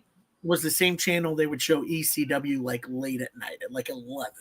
But from that rivalry, do you remember that rivalry between Raven and Tommy Dreamer? Yes, I do remember that, because I do remember the name Beulah, because one, it's so unique for starters. And two, I vaguely remember reading about that feud on Lords of Pain. That was one of the sites that I was following back in the day that I still follow on occasion. But I do vaguely remember that feud, yes. And it sounds really intense. I'm hoping, and again, they have ECW on WWE as Peacock. So now I've got something to watch while us is napping, doing 3-hour naps, get all my work done at work. Now I can finish watching Ted on Peacock. Now I can start watching ECW.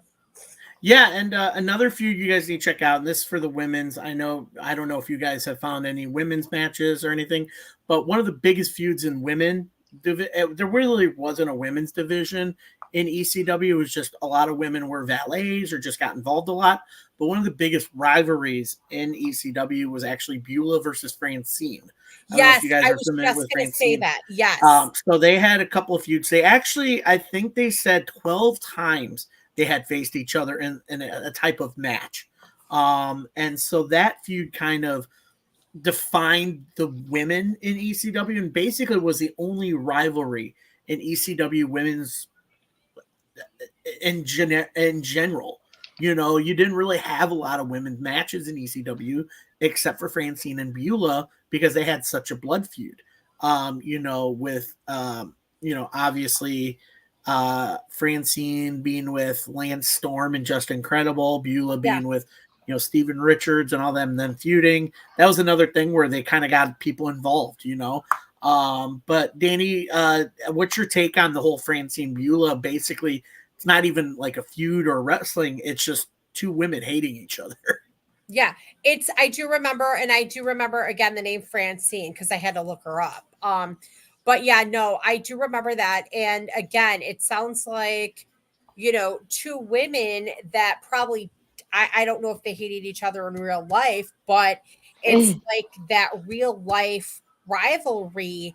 Just here, we're going to put this on TV. We're going to take our backstage brawl and bring it to the forefront.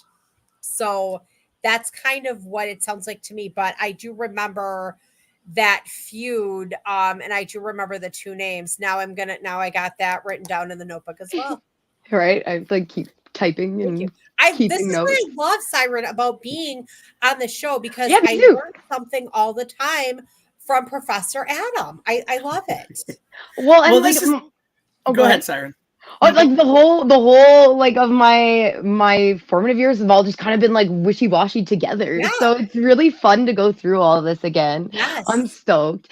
Cause yeah, like it's nice though. Like, and some of the stuff I remember and some of it I don't, and I just keep putting notes down. I'm like, I'm gonna watch this. Yeah. I'm gonna watch this. I'm excited for your links though. Yeah. My only problem that I'm gonna have is watching everything in order with different promotions.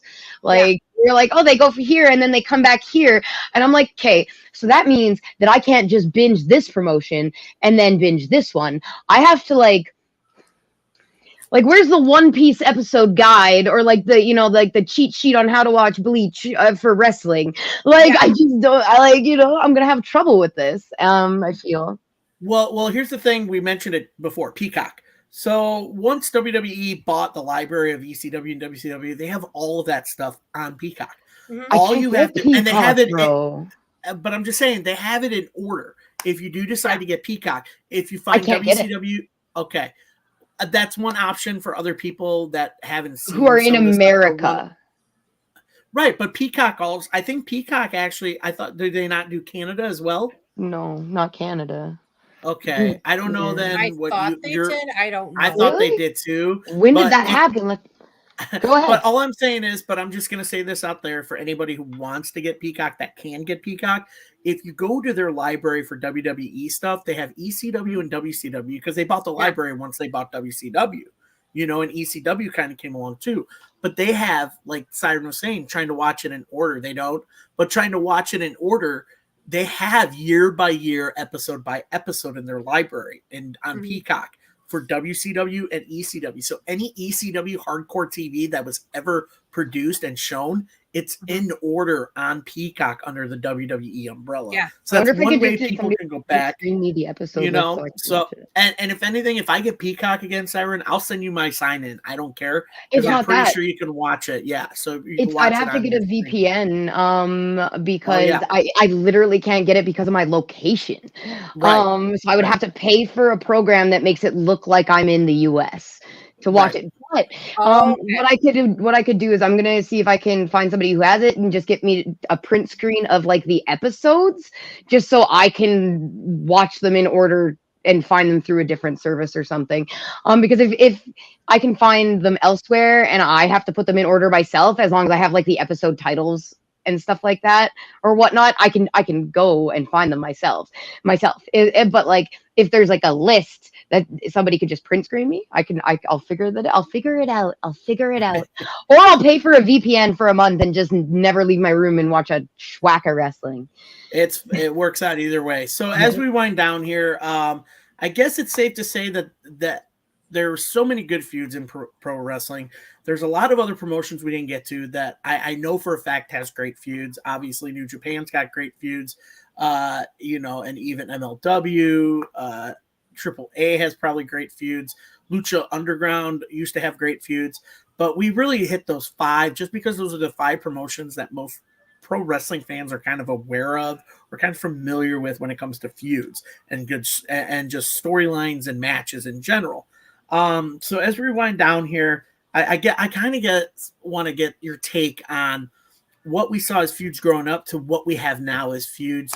Do they stand the test of time? Do they still exist, or is it just seems like they bounce back and forth to feuds? Danny, your take on that? Oh, I feel like the feuds that we grew up with, and I'm gonna go back even one further. NWA, Road Warriors versus ME1, Midnight Express 1, scaffold match where Cornette fell off where he's like this from the scaffold. One, the scaffold match was like probably ahead of its time back then. And I think there was just something different about the feuds back then, largely because we didn't have dirt sheets. We didn't have the internet. We didn't know what was going to happen. We didn't have all the news sites saying, okay, they're going to do this. This happened here. This happened there. This happened there. We didn't have all the added extras. And by added extras, I mean the fact that, one of the missed feuds of this generation is Punk versus the Elite. I mean, because when you think about what they could have done with that, and then the promo that the Bucks did on Dynamite yesterday, where they're trying to be that McMahon character now of the 90s, like the tyrant boss. It's gonna be funny. What I think is interesting is, for me, is going to be more comedy. One, because they're just they just can't do promos, and given what we know about the whole Punk situation, you can't help but wonder, are they really that cocky and conceited in real life? You kind of wonder how much of this is, scripted, but how much of it is real, especially given them. But then when you think about too, I mean, think about the fact that if they would have worked together, you could have done, heel Bucks versus a face Punk. And that would have been money. Right. And Siren, what's your take on that about feuds we might have missed out on? No, I totally agree. The CM Punk and MJF to me never really got to get tied up, and that was one of my all-time faves. Yeah, me too. Right? Like, and for feuds versus like yesterday versus today kind of thing. I'm kind of with Danny on that. I feel like there's a big difference. And we have two different promotions, like our big promotions right now, who are giving us two massively different types of kind of things. Like we have our AEW, where it's like quick and dirty a lot of the time for their feuds. Like they have very few like massively long running, and if it is, it's usually the same people involved a lot of the time. And then you have like your WWE, where how long has Roman been holding that title? Like, and how many people have came for it? And it's just, I don't know. Yeah, like I don't know how I feel about. I mean, I don't know. I think the Bray and LA Knight was really cool. And some of the Bloodline stuff that I've seen has been really cool. But that's like parts of it. A lot of it has gotten really dry for me. It's very long. Like, but I don't know. I do feel like AEW is getting into a little bit more of that story kind of driven stuff a little bit better, and we are going to see some really good feuds come out of that, I think. I'll go back to what I always say, and you guys are going to get sick of me talking about the hiring boom. I feel like that kind of messed with a lot of stuff, and then with the drama with Punk and everything after, it kind of messed with a lot of story and feuds that they could have built and things that were happening. I just really hope that they stop dropping the ball with like stuff like that, because I would love to see some really meaningful, deep, like through the ages feuds like we've had in the past. Like Adam, you've mentioned, like they still bring it back at like award shows and like and stuff like that. They it's years and years of feud that you can have, and right now I don't see anything super like that. I don't know. I wish the CM Punk and MJF thing to continue through promotions. I hope that does. That seems like a very real, very awesome feud that has potential to go from promotion to promotion if they are ever working together again. 100%. Yeah, and I feel like too that one thing about that Punk versus Max feud was student versus the teacher. So when idol versus like. In style versus style, you take a guy like Max, who's 25, 26 years old. He's still learning in his career. He's still growing. He's still evolving. You've got a guy like Punk, 20 years older, 43, 44, 45, 46. He's teaching Max about pro wrestling. You know, he's kind of like student versus the teacher. Think of like Mr. Miyagi versus Daniel son. I'm gonna get super cocky here, but yeah, and so think of like student teacher. One thing that I was actually there at that episode of Dynamite where Punk cut that promo on Max, and I was back there. You can see me. Go back and watch it. I've got one pink sign and one red sign, and I'm like this at the Wintrust Arena. So I was there. I feel like that did not get enough time because then you had an injured Punk who came back, and then we had he came back. Then we had the All Out Brawl at All Out 2022. Then he's injured again, and then he comes back. Collision, and then he's gone again. So yeah, I agree. That did not get enough time. And again, I feel like some of the feuds in AEW, either they plant the seeds and then it starts, but then it just like disappears, or they have a feud and it's done, it's cut, that's it, and then it's for the next one. Yeah, it's kind of rough. You think back on also feuds you could have had or matches you could have had. Yeah. You think back to one dream match that a lot of people thought they would see is Sting and Undertaker. Unfortunately, it didn't work out because obviously Sting didn't want to work for WWF at the time, and Undertaker had other things going on. And I'm sure Undertaker would have loved to feud with Sting. I think that was a dream feud that a lot of people could see go for a little bit had Sting joined WWF as soon as WCW closed the door. Sure. Unfortunately, it's part of that list of, hey, these feuds aren't going to happen, but I wish they did. Again, going back to what you guys are saying, feuds that could have ended and been tied up, like the MJF CM Punk feud. It's very disappointing to fans that we don't get to see that tied up or see new feuds stem from it. But that's the beauty of pro wrestling, is long-term storytelling. Does it take too long nowadays? Maybe. But like you said, Siren, the story with Roman Reigns and the Bloodline, that thing's been going on for almost 3-4 years now. But we look back at the old days, the feud between Vince McMahon and Stone Cold lasted years as well. It never went away, and it still goes on today. So I think with that, I think between the feuds of yesteryear and the feuds of now in the future, I think with those, I think you see a difference, but you see similarities as long as longevity, you know? Once.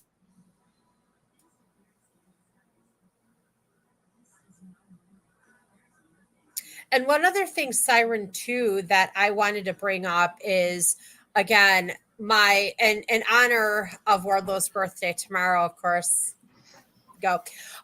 Think about the Max Wardlow feud. Like, you had Wardlow as the bodyguard, then Wardlow, they started teasing the face turn. Then they had that match. I don't remember which one it was, but then they started turning Wardlow face when he handed Punk the ring.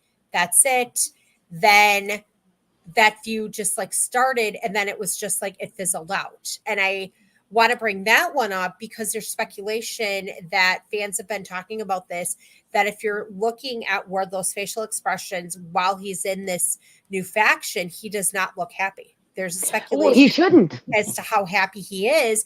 But here's a guy, again, and I'm going to say this, and Adam knows I'm a Wardlow fanatic, but you know, here's a guy that you could do something with. Why aren't you doing it? Why are you sticking him in another faction with people that are just like, okay, Mike Bennett, Matt Taven, okay. Out of all of them, I do like Rod Strong in this. But again, here's a guy, a feud that you could have had, that you could have, reintroduced when he came back, when Wardlow came back. But what was the way to reintroduce it? Put him in a faction? No, you could have just had him go right after Max. That's it. They tried. There was just so much going on with Max. But to your point, putting him in the faction, people are like, it's like the repeating Luchasaurus and Christian Cage. Dude, As a Wardlow fan, Danny, feel me on this. You really think that that man is gonna let somebody boss him around like Max did again? He looks unhappy for a reason. He's standing back there going, "Yeah, I'm gonna bide my time with you people, but just wait." Like, you know what I mean? Oh yeah. And again, oh yeah. Yeah, and then I just bided my time and I was done. Yeah, and actually to kind of wind it down here, to Sorry. take off of that before we wind it down, it's okay. With that, yeah, that's just long-term storytelling. They may be doing that same story of he's in a group again, but watch him break away again because we're trying to do something with him. Yeah. But we don't know what. So put him back in this. See long-term storytelling is like, nah, I ain't a group. And maybe this is the way to get Wardlow a world title without actually having to hand it over to someone. You know, maybe that's a long-term story they're telling. Maybe he was with MJF the entire time and he bit his time and him and MJF became a team again. But who knows? Never know. But for that, you guys, I do want to thank you guys for joining me tonight. Great subject tonight for the feuds. I know we got plenty more to go through in pro wrestling as far as feuds to come, feuds that still need to be wrapped up. But it was just a very fun topic to talk about. Danny, Siren, it's always great to have your guys' perspective on it. I know we see a lot of guys on here, but I do like the females' perspective of pro wrestling because there are fans of every kind and nature that watch pro wrestling, and it's great to get their takes on it. And we also like to thank all the people that listened and viewed tonight. King Courtsy, Jesse. I think I missed a few. My bad. King Courtsy, Jesse, Davis, Richie, Johnny. Davis, Johnny, Fox, Jason. Yes. Thank you guys all for joining us tonight. We truly appreciate it. Again, if you guys want to follow us, join us anywhere. We are on Spotify. We're on Twitch. We're on YouTube. We're everywhere. We have, again, like I said, a huge interview coming up Saturday. Before that, we do have a live reaction Friday night, tomorrow night for Rampage. And Saturday, we do have a new episode of AZ Canada coming out, as well as the interview coming out in the morning, as well as Saturday night live reaction to Collision. So your whole Saturday is going to be filled up with us on your TV screen and on your computer screen. We do thank you guys for joining us again. And if there's nothing else, hopefully I had let Connor know to let him know we're finishing up here. Otherwise, you guys are just going to be staring at us until we go off the air. I'm going to keep dragging it out until Connor comes on and until I see him come on the screen. But until then, if there's nothing else from you guys, truly appreciate it. And as always, good night, everybody. And this is where I sit back and see if Connor. Well, Danny's gone, so now everybody gets to watch us for a second, Siren. So that's okay. I'm doing this a ton of research. Maybe we can just keep talking until we get thrown off the internet here by Connor. I'm totally down. We might actually be able to read more comments here if people want to leave comments. Siren and I are just chilling out until we officially done. Our topic is completely done for tonight. And again, there's so many great things to see in pro wrestling this year. I'm very excited. Siren, are you excited? I'm super stoked. We do have Jessie in the comments saying that she thinks, or they think that they will see Punk vs. MJF 3. They say that eventually MJF will be going to WWE. I don't know how I feel about that personally. Like, I do feel like from a lot of his interviews and stuff like that, and what he kind of said, and the whole Dynamite Diamond Ring, I literally think was created for MJF. I think that he's building a legacy with AEW. He said that the reason that he decided to go with AEW was he wanted to be part of something different and help build and create something. And I imagine he's going to be like that Undertaker lifer. I really do. But also, would I follow him to WWE? Yeah, I'm going to watch him wherever he goes. I will watch him in whatever match he is in whatever promotion, in any movie or animated series. I will follow that man. So, I mean, if he goes, I'm down to watch it. Yeah, no, I think MJF is going to stay with AEW. I don't think he's going to go anywhere. But yeah, that's another feud that that I'm looking forward to eventually, hopefully, finish up with. But again, for now, I guess that's it. We'll figure out a way to get this all figured out. But for now, again, I'll say it one more time. I think on this note, Siren and I will both be leaving the studio here, even though we may still be live. But again, if there's nothing else, thank you all guys watching. And as always, good night. Good night.